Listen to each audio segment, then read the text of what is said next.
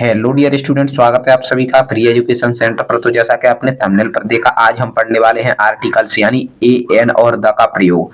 आज हम आर्टिकल शुरू से लेकर सारे कॉन्सेप्ट क्लियर होने तक पढ़ेंगे, तो वीडियो को लास्ट तक जरूर देखना। लास्ट में एक कमाल की ट्रिक भी बताऊंगा। तो चलिए स्टार्ट करते हैं बिना देरी किए। तो सबसे पहले पढ़ते हैं आर्टिकल्स है क्या।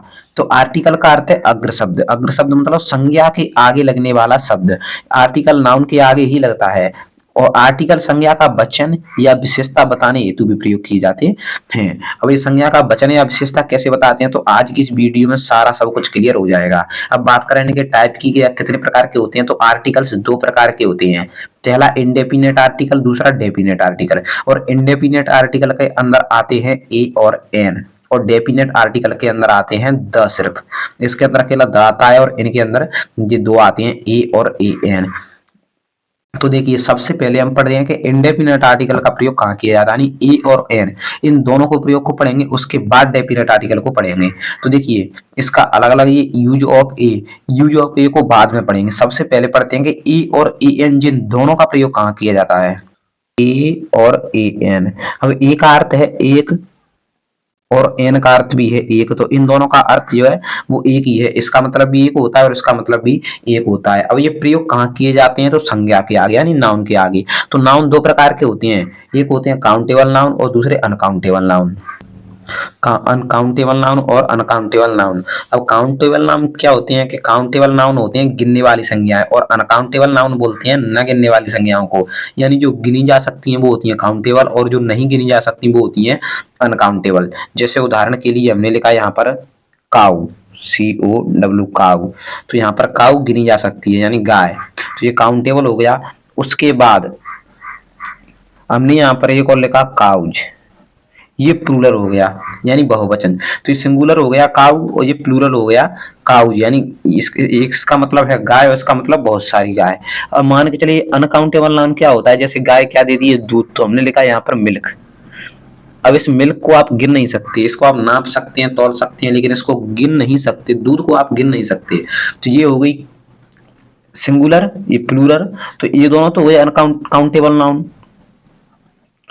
काउंटेबल नाउन, और ये हो गया अनकाउंटेबल नाउन, अनकाउंटेबल। तो जैसा कि आप जानते हैं कि ये काऊ और ये काऊ, ये सिंगुलर है प्लूरल, और यहाँ पर ये मिल्क है अनकाउंटेबल नाउन। तो जितनी भी अनकाउंटेबल नाउन है उसके साथ आर्टिकल ए और एन का प्रयोग नहीं होना है। जितनी भी अनकाउंटेबल नाउन है, जैसे मिल्क हो गया, गोल्ड हो गया, वुड यानी लकड़ी, मतलब जितनी भी अनकाउंटेबल नाउन है उसके साथ नहीं होना है, तो इसको तो साइड में कर दो। अब बात की जाए इन दोनों की, सिंगुलर या काउज, तो देखिए सिंगुलर या प्लूरल, तो देखिए यहाँ पर लिखा है काऊ यानी गाय, काऊ यानी गाय, और काउज का मतलब गाय है यानी बहुत सारी गाय है। अब यहाँ पर इधर देखिए, तो ए का मतलब है एक, तो आप बोलेंगे ए काउज यानी एक गाय, ऐसा आप नहीं बोल सकते, आप ऐसा बोल सकते हैं एक गाय, एक गाय। तो ए का मतलब एक होता है, तो इसका मतलब इसका प्रयोग सिंगुलर के साथ ही होना है। तो इसका प्रयोग कहाँ होगा, कि पहली बात तो काउंटेबल होना चाहिए, दूसरी बात सिंगुलर होना चाहिए। तो इसका प्रयोग होगा कहाँ पर, सिंगुलर काउंटेबल नाउन के साथ, सिंगुलर काउंटेबल नाउन। इसका मतलब एक वचन, सिंगुलर का मतलब एक वचन, और काउंटेबल नाउन मतलब गिनने वाली संज्ञाएं। तो ए और ए एन इन दोनों का प्रयोग कहाँ होगा, सिंगुलर काउंटेबल नाउन के साथ। अब करते हैं इसको साइड में, अब समझते हैं एक एक से ए का प्रयोग कहाँ होगा और एन का प्रयोग कहाँ होगा। तो देखिए यूज ऑफ ए, तो जिन शब्दों के प्रथम अक्षर की ध्वनि की शुरुआत व्यंजन से हो वहां ए का प्रयोग करते हैं। तो जिन शब्दों के प्रथम अक्षर की ध्वनि की शुरुआत, अब इसका मतलब क्या है, देखिए यहाँ पर हम एक शब्द लिखते हैं यानी वर्ड, तो हमने लिखी यहाँ पर ये पेंसिल, तो पेंसिल लिख दी, तो इसका मतलब अब जो बोल के आ रहा है प्रथम अक्षर की ध्वनि, तो इसको हम इंग्लिश पर नहीं ध्यान देंगे, इसका उच्चारण हम पहले हिंदी में लिखेंगे पेंसिल। अब प्रथम यानी पहला अक्षर, तो पहला अक्षर रहा ये पेंसिल की ध्वनि की शुरुआत व्यंजन से हो वहां ए का प्रयोग करते हैं। तो व्यंजन कहाँ, तो देखिए अ से लेकर अंग तक होती हैं स्वर, आपको पता है, और क से लेकर ज्ञानी बाबा तक होते हैं व्यंजन, ग तक। तो यहाँ पर क से लेकर ग के बीच में कोई शब्द आए, जैसे पेंसिल में पा आया है, तो अगर जिन शब्दों के प्रथम अक्षर की ध्वनि की शुरुआत व्यंजन से हो तो वहां ए का प्रयोग करते हैं। जैसे एग्जाम्पल में ए पेन, ए पेन, तो देखिए यहाँ पर हम लिखेंगे पेन, जैसा कि अभी बताता हूँ, यहाँ पर प आया है तो व्यंजन हो गया।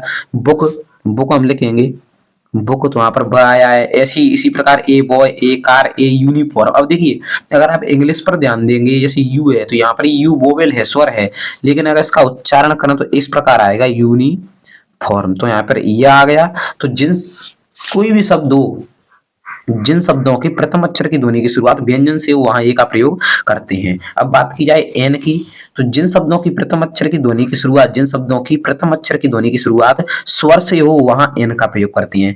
इसकी शुरुआत किससे हो रही है? व्यंजन से। और इसकी शुरुआत किससे हो रही है? स्वर से। बस इतना ही ध्यान रखना है। ए का प्रयोग कहाँ होगा? जहां पर ध्वनि की शुरुआत व्यंजन से हो। और एन का प्रयोग कहाँ होगा? जहां पर स्वर से हो। जैसे लिखा है एप्पल, तो एप्पल को हम यहाँ पर लिखते हैं एप्पल।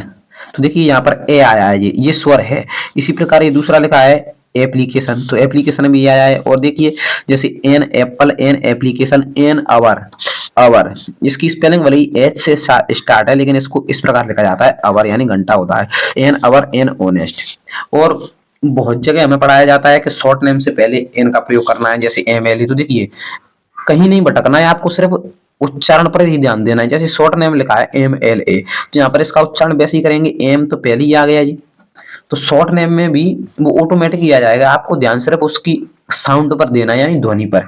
तो जिनका साउंड स्वर है वहां पर एन का प्रयोग, और जिनका व्यंजन है वहां पर ए का प्रयोग किया जाता है। और इंग्लिश का नहीं, हिंदी का, ये बात हमको ध्यान में रखनी है। अब ए और ए एन का प्रयोग क्लियर हो चुका है, ए और ए एन का। अब बात की जाए द के प्रयोग की, तो देखिए द का प्रयोग तो कहीं भी हो सकता है। ऐसा मैं क्यों बोल रहा हूं? तो देखिए यहाँ पर हमने ये सेंटेंस लिखा है this is a pen, this is a pen. तो यहाँ पर इसका मतलब यह एक पेन है, यह एक पेन है। लेकिन यदि मैंने लिख दिया दिस इज द पेन, अगर कोई सिंपल वाक्य है कि यह एक पेन है, तो वहां पर एक का ही प्रयोग होगा। लेकिन यदि पेन की उसी वाक्य में कोई विशेषता बताई गई हो, तो वहां पर द का प्रयोग हो जाएगा। जैसे मान के चलो आपके पास कोई खास पेन है जिसकी कोई विशेषता बतानी हुई है, आप कोई उसकी विशेषता बता रहे हो, तो वहां पर दिस इज द पेन और आगे इसके अगर कुछ लिखना है, यानी एडजेक्टिव, यानी कोई विशेषता हो जाए, तो जहां पर किसी की विशेषता बताई जाए, दिस इज द पेन, और उसकी आप कोई विशेषता बता रहे हो, आगे कुछ लिखने वाले, तो वहां पर आप इस कंडीशन में द का प्रयोग कर सकते हो।